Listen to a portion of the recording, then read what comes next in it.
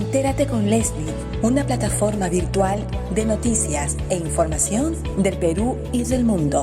Entrevistas y transmisiones en vivo. www.enterateconleslie.com. Muy buenas noches, amigos televidentes. Soy Leslie Yatas Ramírez, directora y conductora de Entérate con Leslie. En nuestro bloque jurídico tenemos a una distinguida personalidad de nacionalidad argentina. Él es abogado, juez ad hoc de la Corte Interamericana de Derechos Humanos y expresidente de la Comisión Interamericana. Además de haber sido político argentino, diputado nacional, abogado, estoy con el doctor vía enlace Zoom, con el doctor Oscar Luján Fapiano. Muy buenas noches, doctor, y muy agradecida por este enlace con el programa Entérate con Leslie. Buenas noches, y al contrario, estoy a sus órdenes, así que muy agradecido de que me entrevisten ustedes desde Perú. Muchísimas gracias, doctor Luján Fapiano, es un honor para nosotros, y el tema que lo hemos convocado en esta noche para conocer un poco respecto a qué rol juega en estos momentos las organizaciones internacionales frente a la pandemia del COVID-19. Si bien es cierto, no se ha dado antes un precedente como el de ahora, en la que todos los sistemas de protección internacional de derechos humanos están prácticamente en dinamismo, en actividad, para poder monitorear a los estados respecto a cómo están conduciendo las medidas, ¿no?, para la pandemia COVID-19. Pero fundamentalmente le pregunto a una persona que tiene la experiencia desde adentro de los sistemas de protección, que es el sistema interamericano, ¿qué rol están cumpliendo o deben cumplir las organizaciones internacionales frente al COVID-19? Bueno, la primera, obviamente, el que lleva la voz cantante, digamos, aquí es la Organización Mundial de la Salud. Obviamente es el que está dando todas las pautas en la materia, digamos, como para poder tomar, digamos, la pandemia como esta, ¿cierto? Pero paralelamente a ello, también otras organizaciones, otros organismos de las Naciones Unidas, como mismo de la Organización de Estados Americanos, también han tomado algunas medidas, se han hecho publicidades sobre cómo defender los derechos humanos frente a la pandemia. No se olvide que la pandemia implica un estado de emergencia, sobre todo que es tan indiscutido de que es un estado de emergencia, porque bueno, afecta al mundo entero prácticamente, y en consecuencia un estado de emergencia, ciertos y determinados derechos fundamentales pueden ser suspendidos en su ejercicio, o por lo menos, digamos, no una plenitud, sino acortados en su ejercicio. Este es uno de los temas, y por eso mismo la Comisión Interamericana ha emitido su propia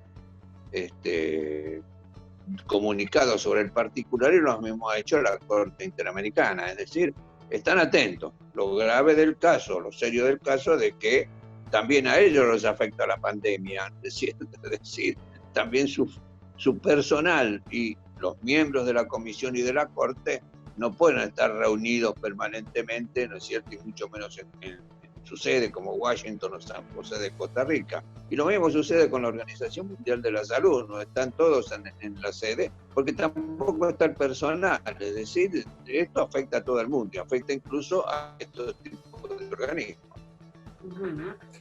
Así Doctor, que bueno, trabajan en la materia que puedan, pero bueno, están teniendo, y sobre todo la información que tienen es una información que les puede llegar por medio de la prensa oral o escrita, ¿no? No por otra. Sí.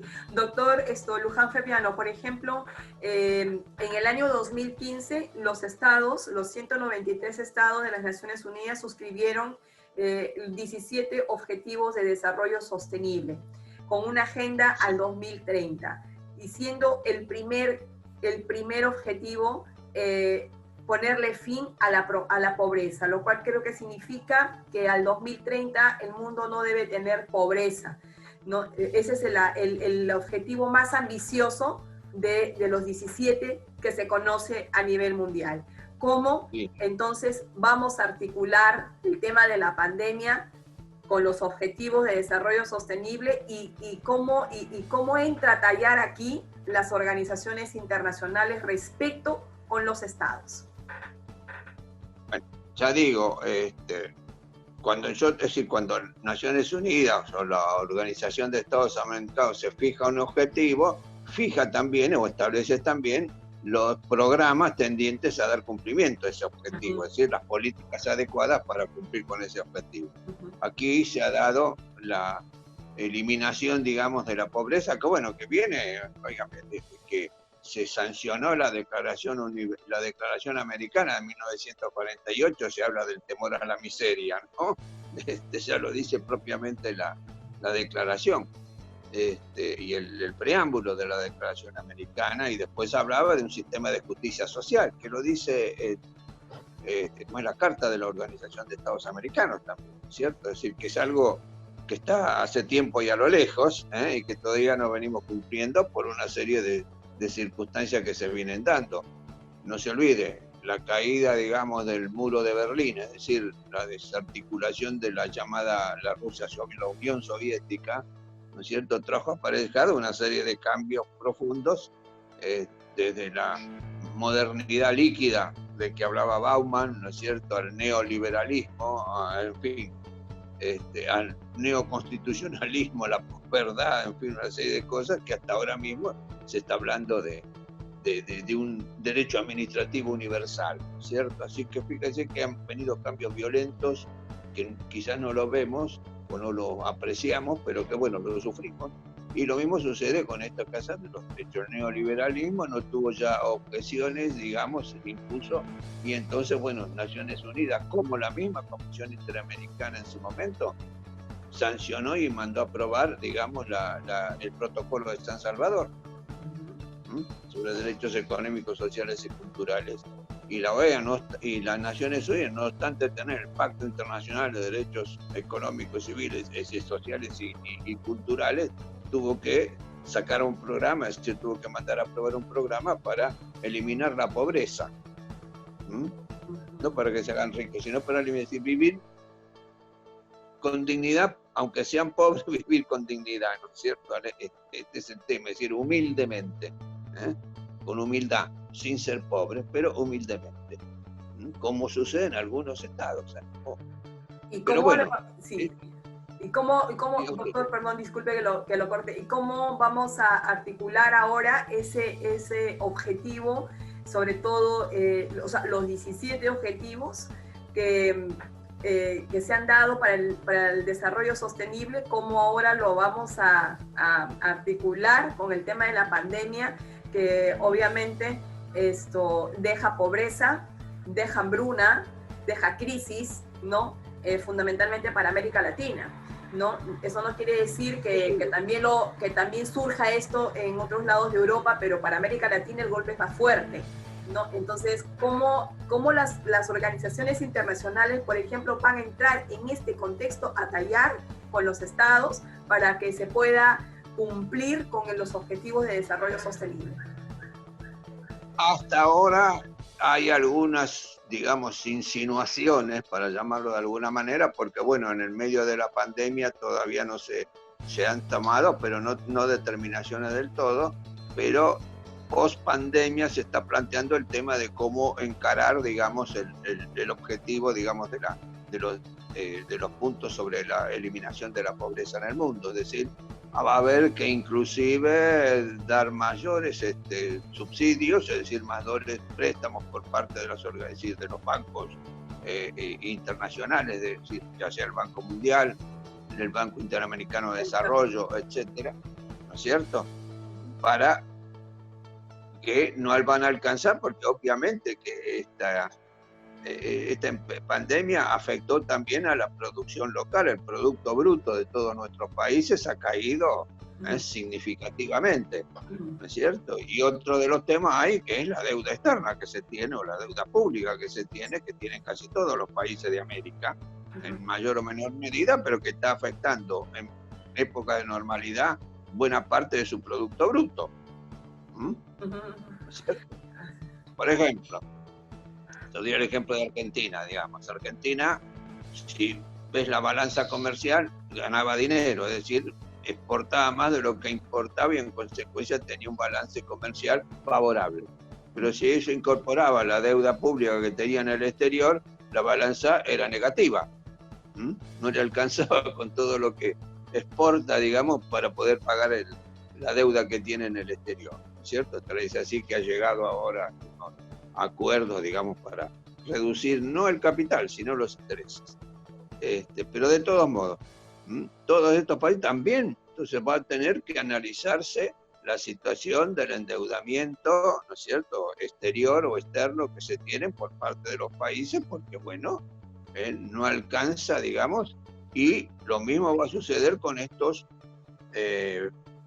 órganos internacionales, ¿no es cierto?, como es de bancos, la banca internacional, no la banca privada internacional, sino la banca internacional, que va a tener que llamar, y van a tener que hacer algo sobre lo que se llama la deuda externa, es decir a la banca privada internacional, o sea, los préstamos, inclusive a estos fondos de préstamos que hay, que bueno, tengan en consideración esta situación, porque es una situación que amerita, digamos, suspender los pagos o reducir los pagos o diferir los pagos. Esto va a tener que hacerlo, porque si no, no va a alcanzar el dinero, porque todos van a estar, usted dice, todos van a estar en la misma, no es que América Latina, va a estar también Europa en la misma situación. Así es. ¿Así? No todos los países vamos a estar en las mismas condiciones, pero de que la pandemia afecta mundialmente, afecta a todos los países, pero es obviamente que no todos vamos a estar en igualdad de condiciones para poder cumplir estos 17 objetivos del desarrollo sostenible. Entonces, creo entender por su alocución,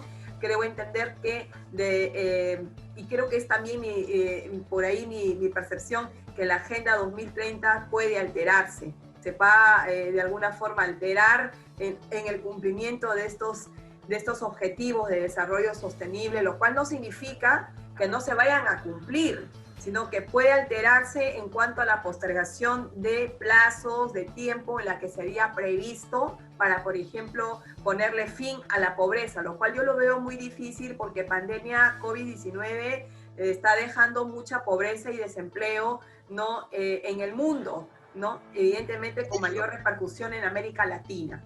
Entonces... fíjate cuánto tienen de desocupados en Estados Unidos. Increíbles cifras, ¿no? Entonces, claro, pero evidentemente es un país que de alguna forma sigue siendo una potencia, pero igual le ha afectado, ¿no? Igual ha afectado y el impacto es tremendo, ¿no? Entonces, por otro lado, el doctor Óscar Luján, quisiera también preguntarle digamos, en qué aspectos debería fortalecer las organizaciones internacionales, Naciones Unidas, OEA, los órganos internacionales subsidiarios, o sea, en realidad las organizaciones internacionales, ¿en qué deberían de fortalecerse para poderle dar una mayor capacidad de respuesta al mundo en sus principios y propósitos? Mira, incluso más, estos organismos internacionales viven y funcionan con motivo de los aportes que hace cada Estado, ¿no es cierto?, miembro de la organización. Nosotros, América aporta a la Organización de Estados Americanos y los Estados también aportan a Naciones Unidas. La baja del producto va a ser también de que va a ser muy precario poder hacer los aportes o ampliar los aportes a Naciones Unidas para que pueda cumplir con sus objetivos. Esto es uno de los grandes temas, es muy serio la cosa, ¿no es cierto? Y obviamente, fíjate, si uno iba a analizar, digamos, los ingresos o los aportes que podían hacer nuestros estados a Organización de Estados Americanos, que es la que más conozco, nos encontramos que aún en época de normalidad, digamos, económica o financiera, muchos no hacían los aportes. ¿Cierto? Ahora, con este contexto. Claro, y en este contexto te puedes imaginar, es decir, que tampoco van a tener estos organismos internacionales, digamos, la capacidad financiera suficiente como para poder actuar. Así es. Mira, no te olvides, siempre, mismo la Corte Interamericana, siempre ha dicho, no se alcanza el dinero, ¿no es cierto? Sí, todos además los no años, ha pasado un buen momento, ¿ah? No, claro, no ha pasado. todos los años, ¿no es cierto?, hace un pedido y tal es así de que, no obstante, digamos, los aportes que hace la Organización de Estados Americanos, hay países, ¿no es cierto?, hay estados, ya sea de la región como estados de Europa, etcétera, que hacen aportes subsidiarios, que dan subsidios para poder actuar. Por ejemplo, qué sé yo, la parte, digamos, de las publicaciones que se hacen, lo hacen con alguna entidad, digamos, de dinerario para que se puedan imprimir las publicaciones que tienen, ¿no es cierto? Inclusive privadas, ¿no? Es decir, hay un escritor alemán, premio Nobel, que tiene una fundación, la Henry Ford, ¿no es cierto?, que hace los aportes. Es decir, que si no vienen con estos aportes externos, es muy difícil. Más, la OEA, es decir, la Comisión Interamericana, tenía un subsidio específico para hacer las visitas sin loco, porque si no, no le alcanzaba con lo que tenía, con el presupuesto común. Así que hoy por hoy, con esto, que caen todos los, en Europa ha caído todo, es decir, España, Italia, Francia, etcétera, todos los países se le ha caído el Producto Bruto. Así que habría que ver cómo es decir, se financia todo este sistema. Esto es grave, esto es serio, te digo, es por serio. Supuesto. Es un tema. Por supuesto, doctor Luján Fabiano. Otro de los temas que quería tratar justamente, y vamos con las organizaciones internacionales, es, por ejemplo, cuando nace Naciones Unidas, se funda después de la Segunda Guerra Mundial para proteger la paz y las seguridades internacionales. Sin embargo, si bien no hemos tenido una tercera guerra mundial, pero sí hemos tenido conflictos internacionales que han golpeado duramente, ¿no?, al continente africano, ¿no?, al Medio Oriente, ¿no?, en América Latina, en el mundo entero.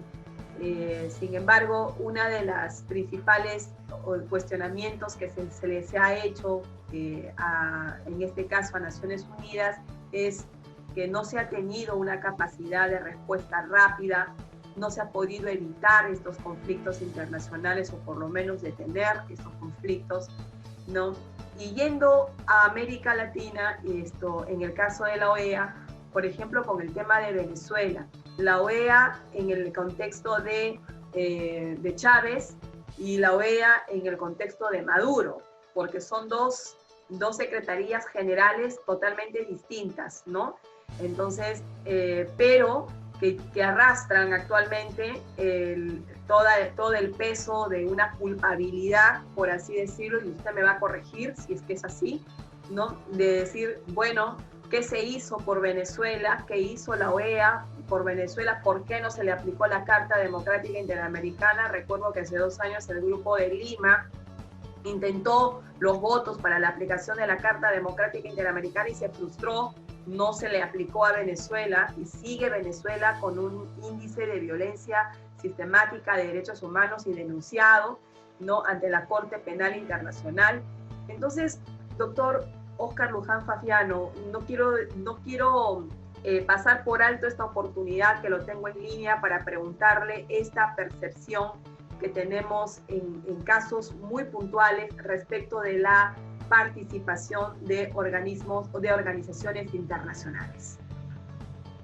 Sí, esto es decir, la OEA, si uno analiza la historia de la OEA, bueno, no solamente en este caso de Venezuela como tú dices, porque bueno, los estados están, digamos, en una posición diferente, no hay unanimidad en la toma de posición con relación a Venezuela. Hay unos que dicen que se ha violado y otros que dicen que no es así, ¿no es cierto? Y que además es por la influencia, es decir, la presión externa que hay, los embargos externos que tienen, etc.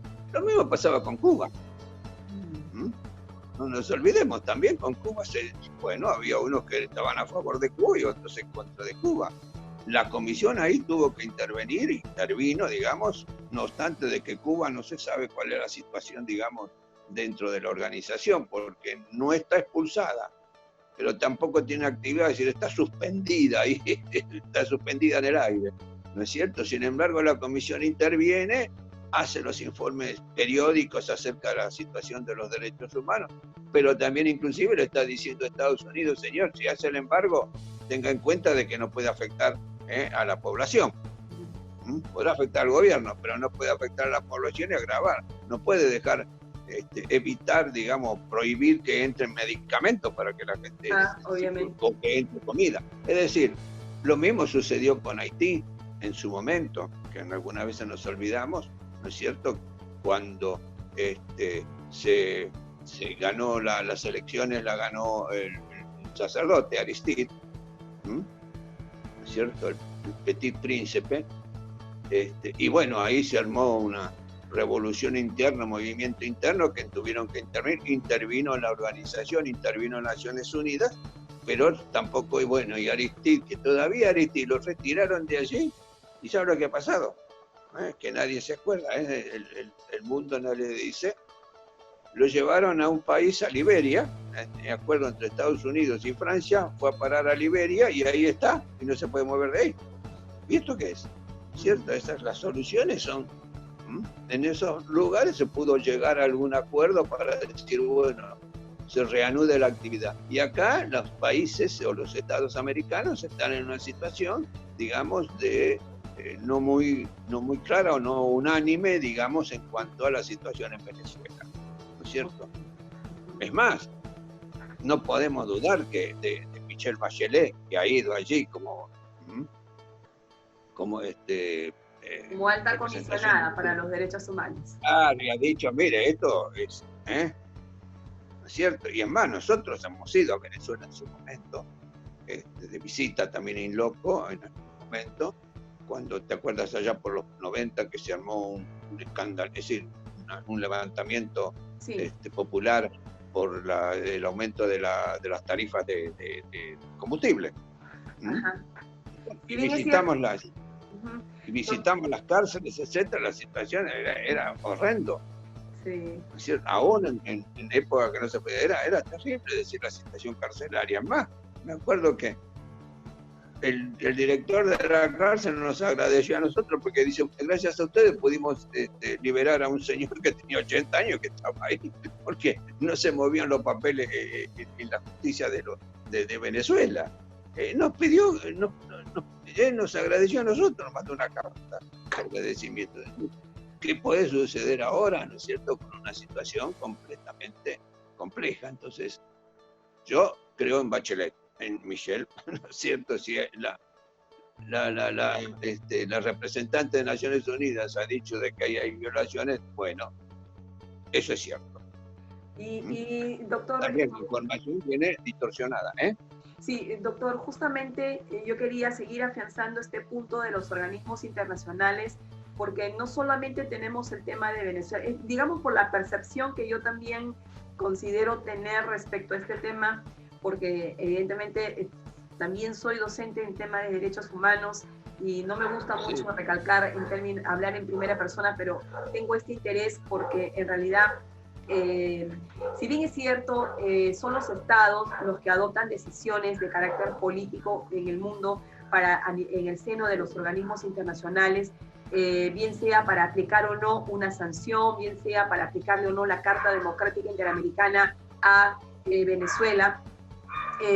También, por ejemplo, de las decisiones que se dan dentro del seno de una organización internacional que tiene una capacidad autónoma, independiente, funcional y administrativa, como son las Naciones Unidas y la OEA y demás organismos. También está, por ejemplo, el hecho de haberse elegido el año pasado a Venezuela, ¿no?, como parte del Consejo de Derechos Humanos de las Naciones Unidas, elegido por la Asamblea General de las Naciones Unidas, tiene un asiento en el Consejo de Derechos Humanos, lo cual realmente llama la atención porque no cumple con el perfil que establece la resolución de creación del Consejo de Derechos Humanos. Se alista Cuba, ¿no?, su candidatura para poder integrar el Consejo de Derechos Humanos. Entonces, ¿de qué consejo entonces estamos hablando, ¿no? De integrar a países que ya tienen antecedentes o precedentes en temas de violación de derechos humanos. Entonces, muchas veces estas decisiones pueden ocasionar un descrédito a las organizaciones internacionales. A eso iba. ¿Cómo o qué aspecto debemos fortalecer en las organizaciones internacionales que pueda llevar tal vez una mejor lenguaje comunicacional, una mejor relación con los estados a efectos de poder evitar decisiones que por un lado pongan en crisis, ¿no?, a los propios órganos de las organizaciones internacionales y por otro lado también esto redunde en la imagen del organismo internacional? Todos los países tienen, es decir, es cierto lo que tú dices con relación al Comité de Derechos Humanos, ¿no es cierto? Consejo de Derechos Humanos, sí. El Comité era el viejo, ¿no es cierto? Inclusive, mira, antes era el Comité, ¿no es cierto? Y se cambió por Consejo.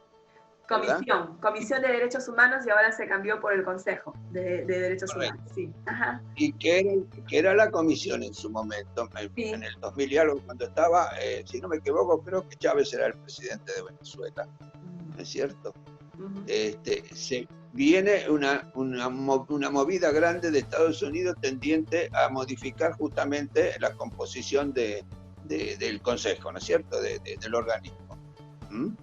¿Pero por qué? Porque en ese momento, y se le denunció, estaba en conocimiento y en estudio los ataques que había hecho Estados Unidos en Yugoslavia, en la ex Yugoslavia, Sí. ¿cierto? El bombardeo ese que había hecho un desastre, como lo hicieron también en Panamá.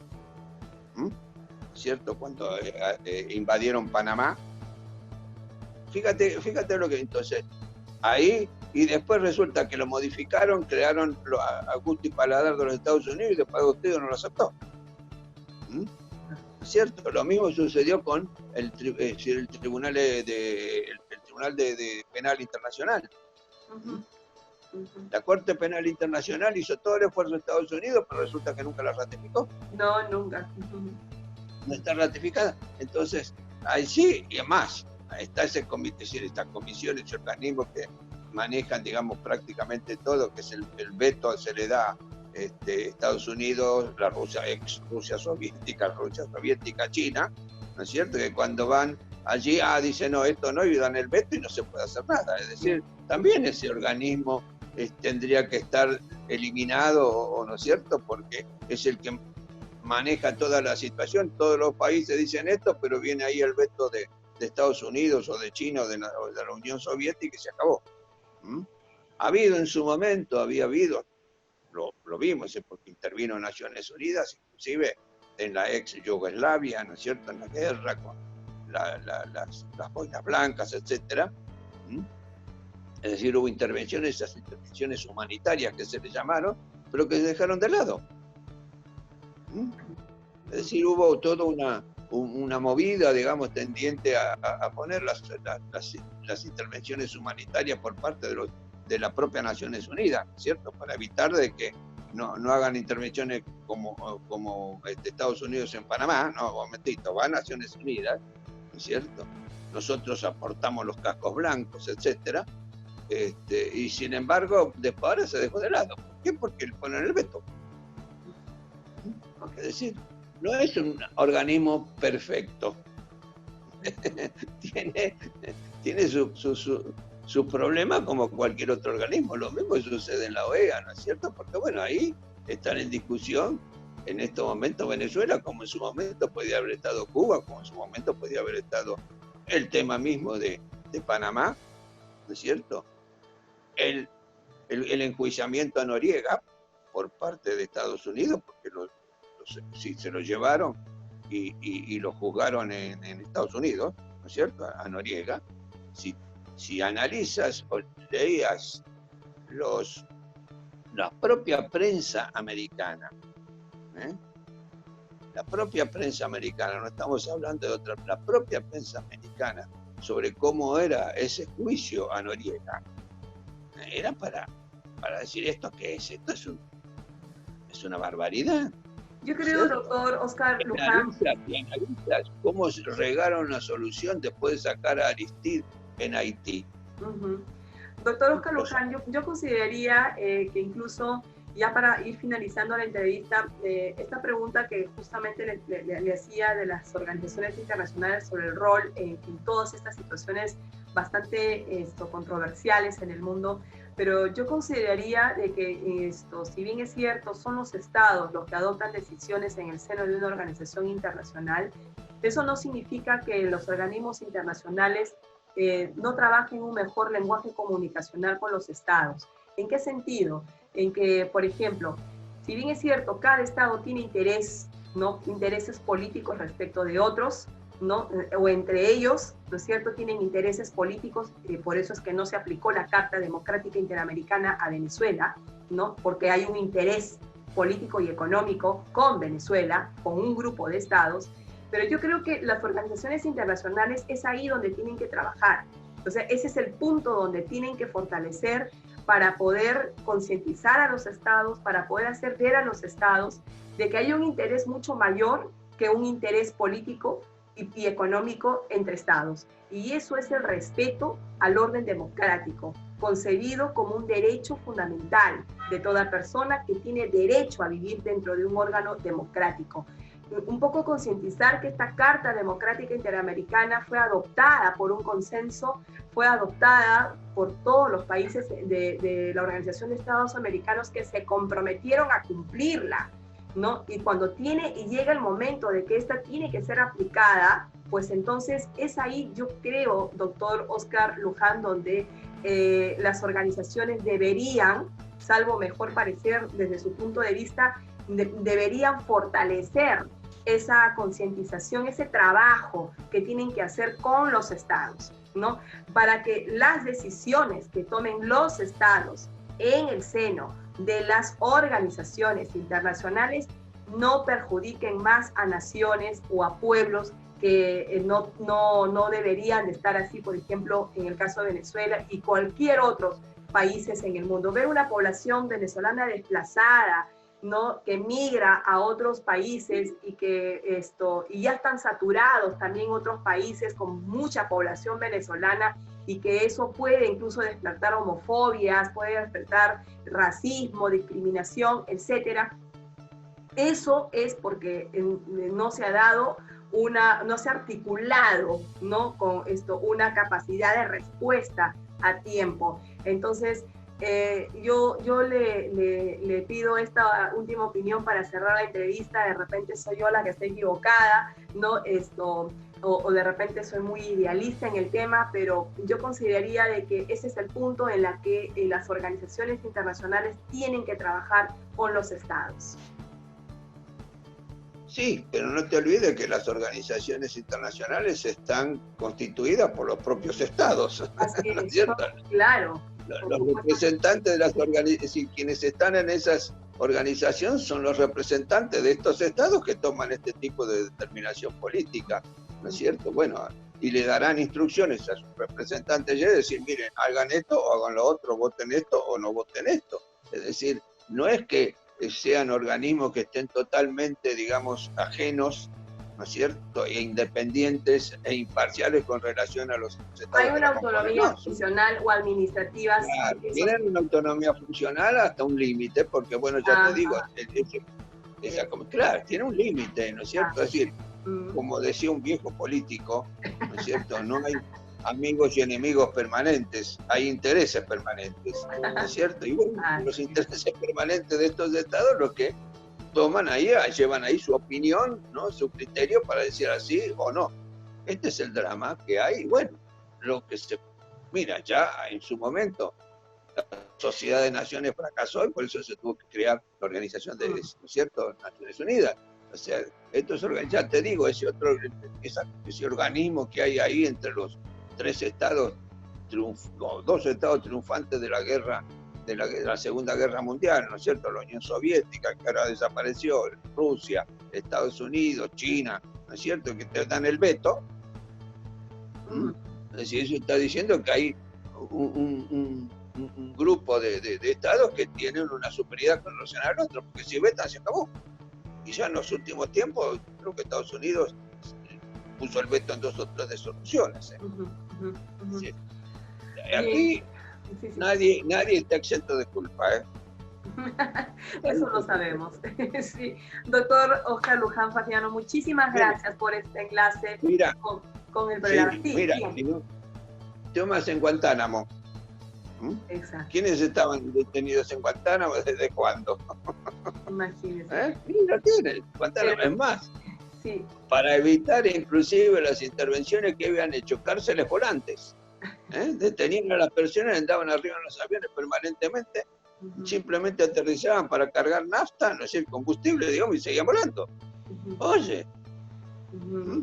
Yo creo que deberíamos partir por el fortalecimiento comunicacional de los propios secretarios generales de los organismos internacionales, ¿no? Respecto de los estados, e internamente en los estados la organización, la sociedad organizada tiene que también hacer su rol, ¿no? Su rol de aprendizaje, de conciencia en temas de derechos y en temas de deberes. Definitivamente esto... queremos realmente organizaciones internacionales fuertes, con capacidad de respuestas, y que por más que sean los estados los que la integren y tomen decisiones, para eso también necesitamos secretarías generales con un arduo liderazgo, ¿no? Que llegue a los estados. Eso es lo que realmente queremos ver por delante, porque el contexto que ofrece el COVID-19 en adelante es un contexto bastante incierto, ¿no? Incierto, que deja huellas, y esas huellas son las facturas que le pasan a todos los pueblos del mundo, especialmente a los más vulnerables. Muchísimas gracias. Obviamente, pero bueno, lo que hay, diría un filósofo, el ideal real y el ideal verdadero, ¿no? Estamos en ese juego. Muchísimas gracias, doctor Oscar Luján Fagiano, por este enlace con Entérate con Leslie. Ha sido un honor tener esta conversación con usted. Ha sido con nosotros el doctor Oscar Luján Fagiano. Él es ex juezador de la Corte Interamericana de Derechos Humanos, expresidente de la Comisión Interamericana, diputado nacional, político argentino. Muchísimas gracias y hasta una nueva oportunidad, doctor. A tus órdenes. Muchas gracias por ti. Muchas gracias. Regresamos en breve con el segundo bloque de entrevistas. Buenas noches. Okay.